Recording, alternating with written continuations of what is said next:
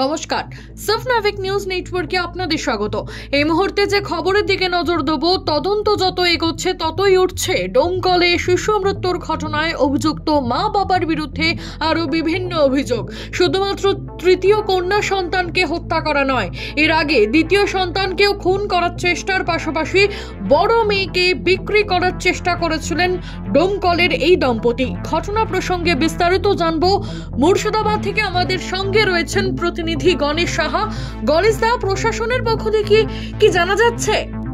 দেখো, যে ঘটনা কালকে যে একটা ভয়ানক ঘটনার সাক্ষী মুর্শিদাবাদ জেলা, সেটা হচ্ছে যে নিজের শিশু কন্যাকে মেরে ফেলে তার জন্মদিন তার বাবার হাতে মৃত্যু হয় 3 মাসের শিশু কন্যার। যেটা এখন পর্যন্ত জানা গেছে যে এই ঘটনায় কিন্তু বাবা মাকে পুলিশ গ্রেপ্তার করেছে।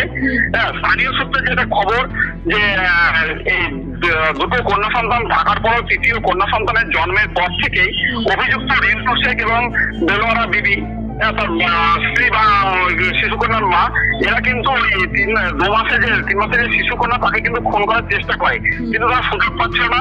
গতকালকে দুপুরবেলায় তার নিজের ঘরে সেই শিশুকন্যাকে মেরে ফেলে এবং তাকে প্রমাণ লোপাটের চেষ্টা করে এবং সেই শিশুকন্যাকে যাতে মানুষের চোখে না আসে সেই জন্য সে মৃতদেহকে লুকানোর চেষ্টা করে ঘরের মধ্যে।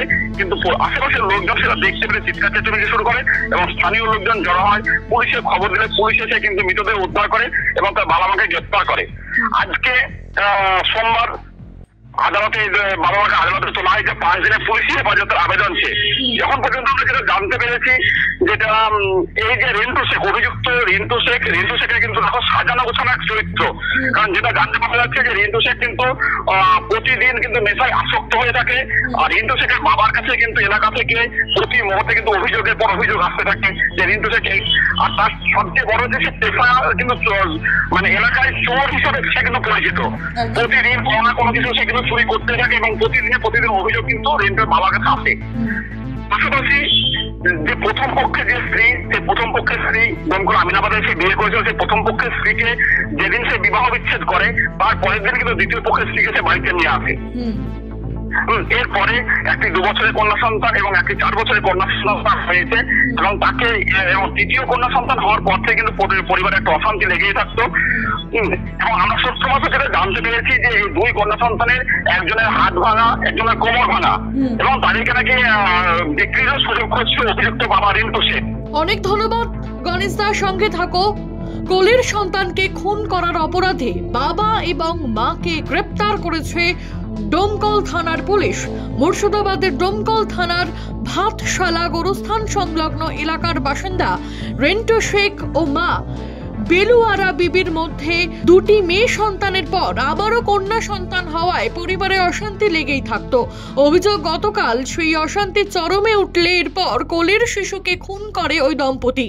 বাড়িতে এক সদস্য সেই সময় ঘরে ঢুকে পড়ায় বিষয়টি জানতে পারায় তখনই হইচই শুরু হয়ে যায় এলাকা জুড়ে। খবর পেয়ে ঘটনাস্থলে আসেন ডোমকল থানার বিশাল পুলিশ বাহিনী। অভিযুক্ত বাবা ও মা দুজনকেই আটক করেছে পুলিশ। বিচারকের কাছে 5 দিনের পুলিশ হেফাজতের আবেদন চেয়ে এদিন মুর্শিদাবাদ সিজিএম আদালতে অভিযুক্ত বাবা এবং মাকে পাঠিয়েছে দমকল থানার পুলিশ। শুরু হয়েছে তদন্ত।